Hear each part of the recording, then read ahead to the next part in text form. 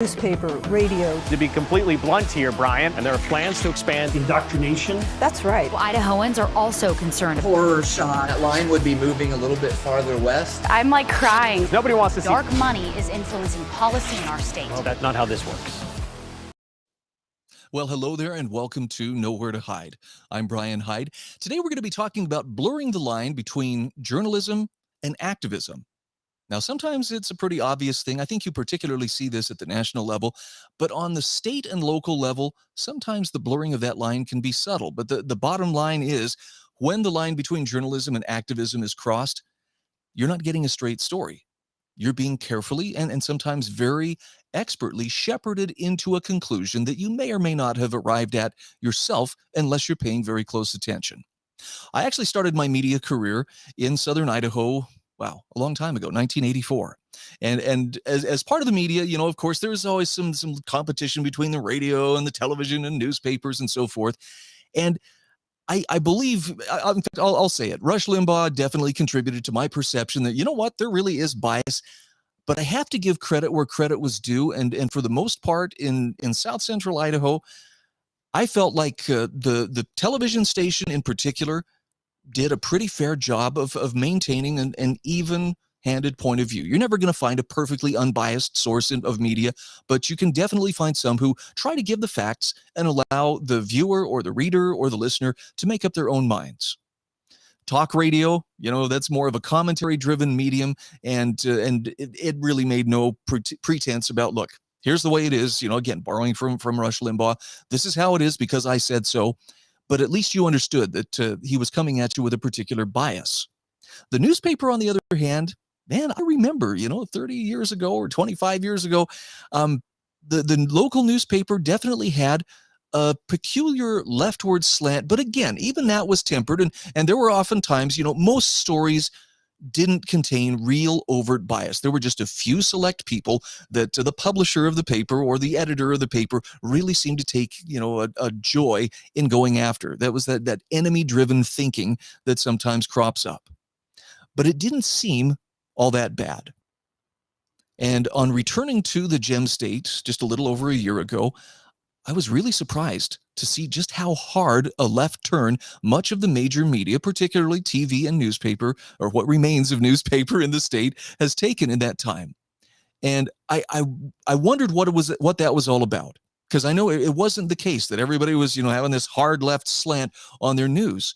And I don't know if that's a product of corporations, you know, buying up, you know, these smaller media outlets and saying this is the line that you're going to have to toe. But it's very noticeable, especially coming in from outside the state and noticing as someone who has been a part of media and very focused on media and especially media bias for the better part of 30-some years.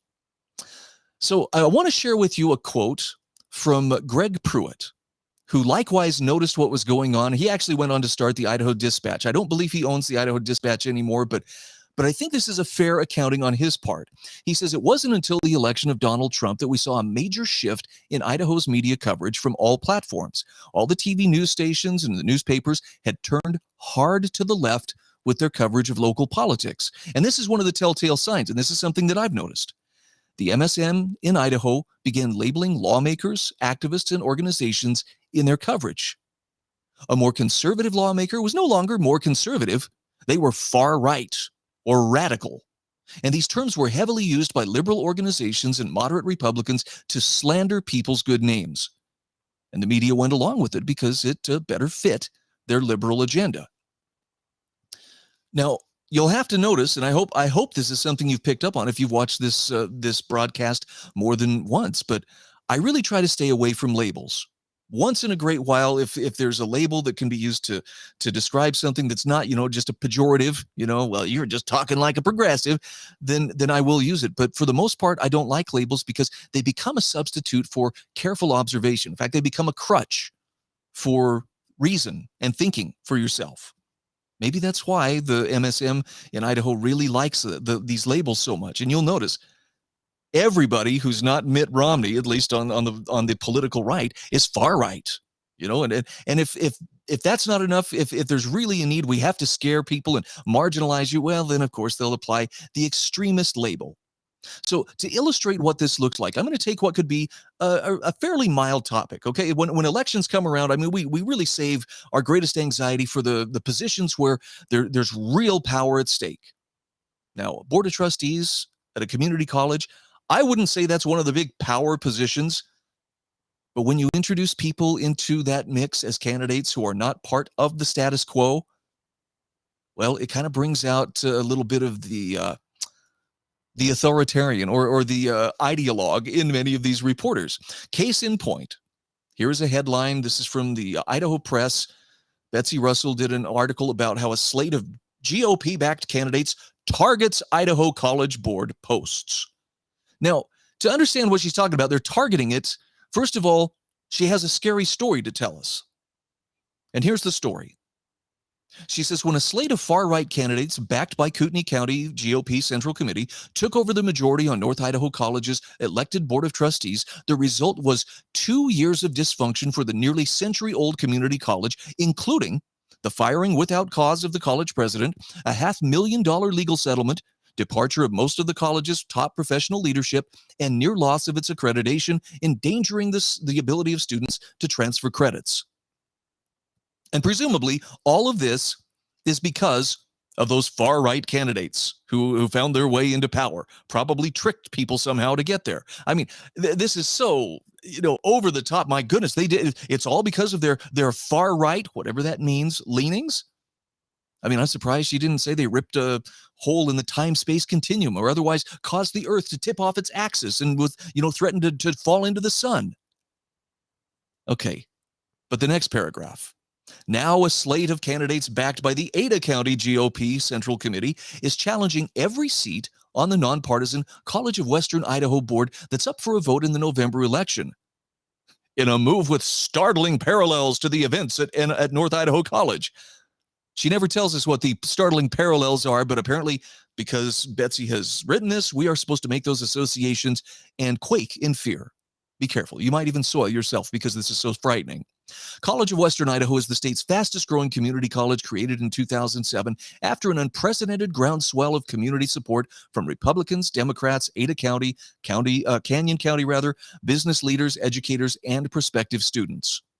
I mean, that sounds like a very legit community college, something that members of the community would very much want to be a part of. So let's talk a little bit about these candidates. And I want you to watch as Betsy introduces these candidates. See if you can detect a hint of which ones she smiles as she's telling you about and which ones she's not smiling, but just more or less stating, the distasteful facts as they come across her desk. So we start with the Zone 1 seat. That's currently open after former trustee Samantha Guerrero resigned earlier this year. So you have two candidates on the ballot vying for a 2-year term. They are Alicia Hickman, who is part of the Ada GOP-endorsed slate, and Nicole Bradshaw. And here comes the first part of glow for Nicole, who has worked in healthcare administration for the past 30 years, holds a bachelor's degree in microbiology from Northwestern Nazarene University, and both a master's degree in animal and veterinary medicine and science, and an MBA in healthcare administration from the University of Idaho. That's an impressive educational pedigree. That really is. I mean, I'm sure Betsy was disappointed that she couldn't find anything in here about Nicole, walking on water or teaching crippled children to walk in her spare time. But this is going to have to do. Actually, I know I joke, but I mean it's so glowing. But look at the focus here. This is one of the things that had to be brought up. Bradshaw is concerned about the slate of candidates seeking the 4 College of Western Idaho seats. Just watching what's happened in Northern Idaho, I think there's concern. She said, I can't speak to what their intention is, but it's my concern that it's not for the positive growth of College of Western Idaho. Okay, this is her opinion. She is absolutely entitled to it. But this was important enough, with all the other glowing things that could point to her qualifications. This is what Betsy focused on as well. But she's also very concerned because of these candidates and what happened in Northern Idaho. Okay, there's no indicator that that's exactly what's going to happen here, but that is the inference. That's the conclusion we're supposed to come to. So we got to be careful. Now, as for her opponent, Hickman didn't respond to repeated requests for comment about her run for the College of Western Idaho Board. Now, she has a campaign Facebook page that contains only an email contact form and page linking to an LLC that she incorporated in September. She's reported no fundraising. In the Ada County GOP Central Committee voter guide, Hickman, like all 4 candidates in the slate, lists her top issues as cut spending and waste, career-ready education, reduce property taxes. Now, there's something else that she goes on to say, and this may explain some of the distaste that Betsy is exhibiting here, and you'll really see it in the next little bit. Hickman says, my first priority in this position include cut needless spending like the support of the Boise Pride Fest. Instead, let's focus our funds toward education purposes and or the possibility of bringing sports to this community college. She also says in the GOP voter guide that she wants to cut the needless woke agenda. Okay, this is the dog whistle. Oh, we've got somebody who's not going to be supportive of the left-wing claptrap that, wokeness represents, and that apparently the rest of us are supposed to just shut up and go along with. Well, if you don't agree with it, silence equals a lie. But this is where I found it very interesting. Okay, so here's the qualifications as Betsy was able to, discern in her journalistic search for truth. On her LinkedIn page, Hickman lists herself as a graduate of Skyview High School, a current accounts receivable administrator for Pennant Services in Horseshoe Bend, a former bank teller and Home Depot cashier, and a former foster parent, and says she worked as a certified nursing assistant for Whitman Hospital and Medical Center in Colfax, Washington for 2 years, from 2008 to 2010, and for St. Luke's Hospital in Boise for 6 months in 2007. I'm not seeing a lot of badges of compliance that would show that this candidate is one of us. That's just the way that it's reported. I don't know Hickman. I don't know Bradshaw, either one of them. They both sound like very highly involved achievers. But this really kind of sounds like, but look how unqualified she is. I mean, obviously she couldn't have anything to offer. I mean, is she a member of the community? I've looked over the requirements for what it takes to be a board member. You have to be a citizen of the U.S. You have to be over 18 years of age and live within that district or that particular political jurisdiction for at least 30 days before the election. Okay, so I mean there are some qualifications, but the bar is deliberately not set so high that community members who really care about this college couldn't be a part of it. Just struck me as kind of an odd way to introduce the two of them. And I'll grant you, it's as nice as it is to see those college degrees and work experience. I would have to think that a smart person would look at both of the candidates and really examine them and maybe even talk to them in person, as opposed to, well, Betsy Russell says this one's really qualified and this one just, really has no qualifications. So let's take a look at the next one. This is Zone 2. So this includes candidates Molly Lenti, she's the current board chair, also Gordon Simpson, who's a retired vocational rehabilitation counselor, and Ryan Spoon, who is one of the 4 Ada GOP endorsed candidates running for one of these positions. Simpson said running for the CWI board is something that's been on his bucket list for more than a decade. He said he watched the establishment of CWI during his long career in vocational rehab. I think it's just an opportunity I kind of waited for since it began, he said. And he added, here we go, scary. After what happened in North Idaho, I want to prevent that from happening here. It seemed like they kind of got ambushed and taken over by some people with extreme views. Now, again, this is his opinion. He is welcome to it. But it would be helpful to understand what exactly happened. What were those extreme views? Was it the product of previous problems that existed? Or do we just automatically blame, well, whoever happened to be there at the time that these problems came to fruition, it must have been them. See, there's no context here. And I thought it was kind of admirable. Simpson actually talks about how running against Lenti, he's like, look, I'm totally happy if she wins. The main thing is we don't want, people who are going to come in here and cause trouble. Now, Spoon, who is also running for this seat, declined to be interviewed for this article. You're going to see a pattern here, but agreed to answer questions in writing. So here are his written responses. This is just one of them. Spoon says, I'm running for CWI trustee in order to cut wasteful spending, reduce property taxes, the college is an independent taxing district, eliminate all agenda-based curricula, and promote career technical education, or CTE. He says, I attended and graduated from the United States Military Academy at West Point in 1998. I served as an active duty U.S. Army officer on domestic and foreign assignments. I now work in fire protection engineering. Again, pretty straightforward. But pay attention. He didn't consent to be interviewed by Betsy for this. You're going to see this come up again. I believe it's in Zone 3. We have Rich Reams, who is running against Jan Allen Czar. Or Jim Reams, rather. Jim is from Nampa. He's the market president for the First Federal Bank, overseeing all sales and operations for the Treasure Valley. He faces Jan Allen Czar, a business owner and former Morrison Center executive director, who's part of the Ada GOP-endorsed slate for a 2-year term. Now, Czar, like Spoon, declined to be interviewed for this article, but agreed to answer questions in writing if they were run in full as he wrote them. And here are his written responses. He says, I've come to understand that being involved in serving locally is important. As a former educator, successful businessman, and entrepreneur, I am confident I will bring value to CWI students, board, and community. And then in Zone 4, you have incumbent Annie Hightower of Boise. Seeking a second 4-year term, she faces Thad Butterworth of Meridian. Hightower says the college has seen a tremendous amount of growth since its start. I've been just a small part of that in the past 4 years. I feel like we're on a path to just enhancing what we're already providing for our students and for our communities, and I want to be a part of continuing that. Nothing controversial whatsoever. Butterworth is a business owner and founder of Conservatives of Meridian, Conservatives of Meridian Political Action Committee, who ran for the state Senate in the GOP primary but lost during that campaign. He said federal overreach was his top issue. Like Spoon and Czar, he declined to be interviewed for this article but agreed to answer questions in writing if they were run in full as he wrote them. Here are his written responses. So this is just one of them.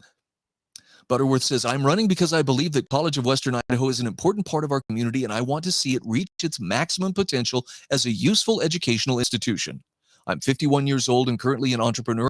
I attended a tech school and graduated with an AAS in EET. I was involved in the tech industry and focused on software testing before moving into business acquisitions. I've lived in Idaho for 36 years. I previously made a run for Idaho State Senate in Legislative District 21. So my goal here is not to tell you, well, these are the ones you should vote for and these are the ones you shouldn't vote for. But isn't it curious that these candidates would not sit down with Betsy Russell? I don't know if they sat down with anybody else, but they clearly did not want to sit down for an interview with her. And I don't believe that's because they have anything to hide. I think the reality is they recognize that when you sit down with someone who is not a journalist, but actually an activist pretending to be a journalist, you're not going to get a fair shake. What you're going to get, if you're lucky, is a lot of questions and a lot of opportunity to answer, but it's almost a certainty that whatever you say is going to be edited, because after all, there's only so much space, even in an online paper. You know, they have to choose and pick what can we include. Same with television news, same with newspaper. It's just, we have to fill this little space here. And so they're going to pick whatever suits the agenda of the person who's editing that story. And if a person doesn't want to be, misquoted, it's probably wise not to sit down for the interview. It's especially wise if you suspect that this journalist/activist is in wait with some trick bag questions, which, look, I got to give some grudging credit.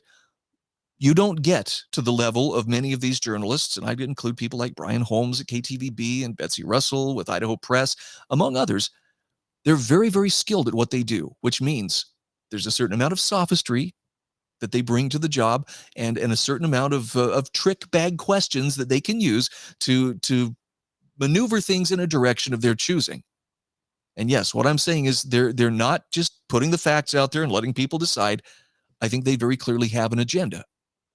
So I think it's wise on the part of these candidates not to sit down and to expose themselves to being misrepresented.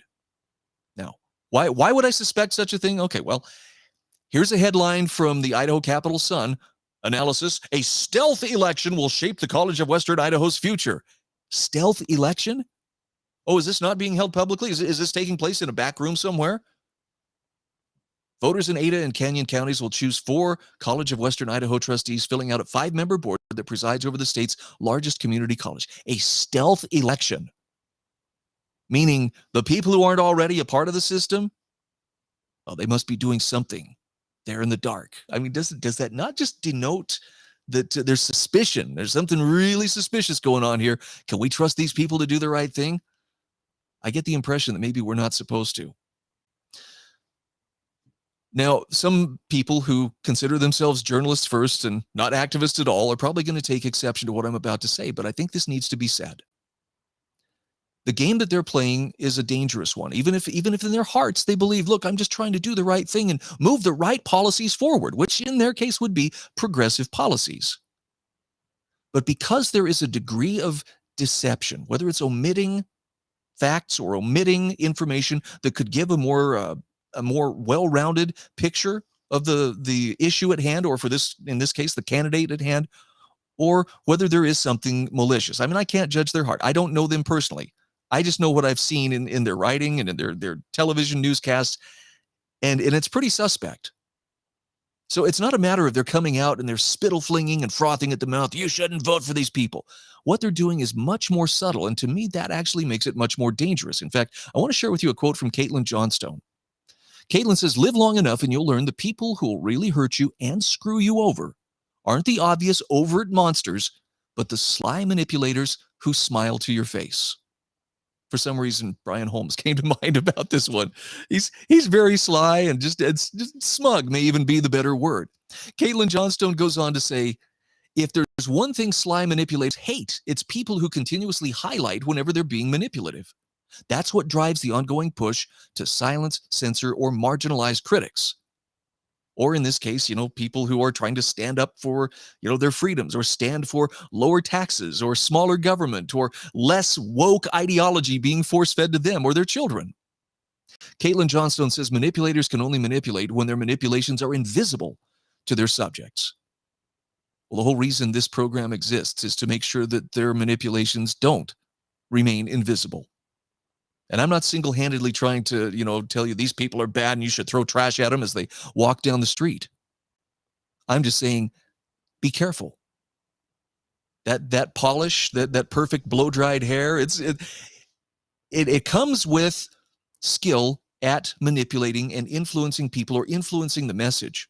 And if you're not watching for it, if you're just kind of passively taking whatever is coming at you through the screen, either on your computer or, through the television screen, you will get fooled if you're not paying attention.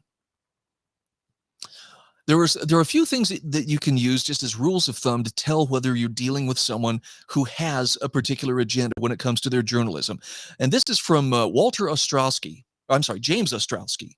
Symptoms of progressive journalistic bias. And these are just rough rules of thumb, but notice when you're reading a news story, does the reporter embrace the notion that government action itself caused the problem? Do they ignore that and pretend like it didn't happen?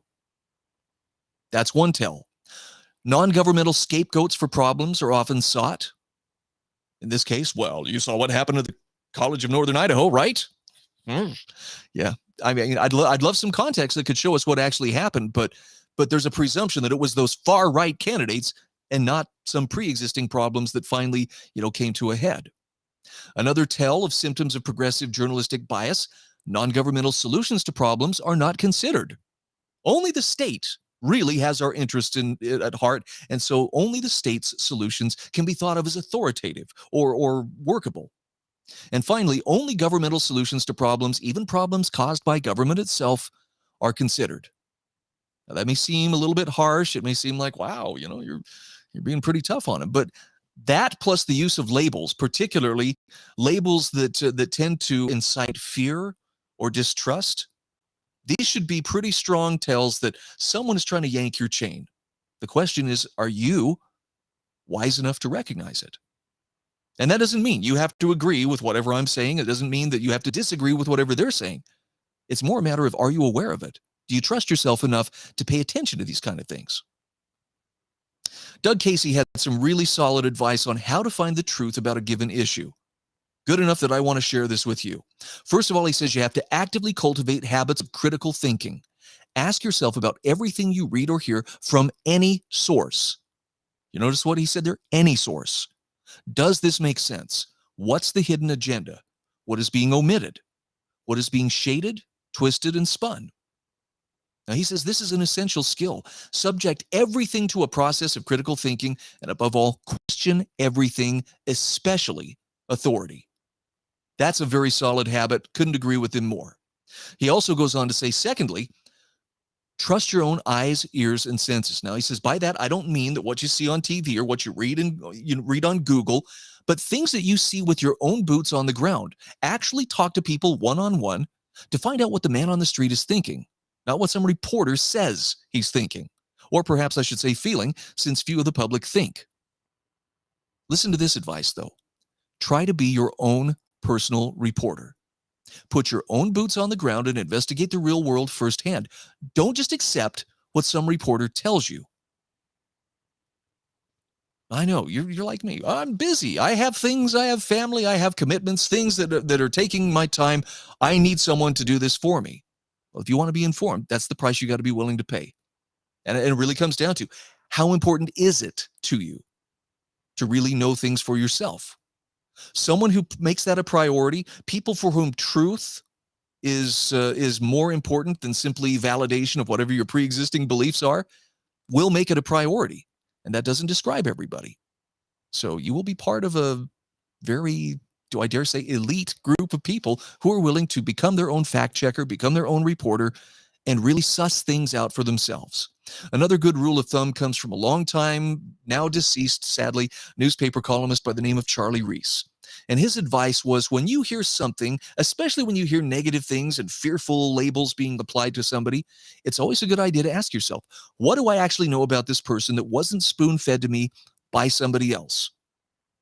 And if the answer is not much, well, you should at least take what you're hearing with a grain of salt. Better still, if it matters to you to really find out what the real situation is, be prepared to step up and do your own research. Maybe go talk to the person in person. It's called going to the source. And it's a wonderful way to make things happen.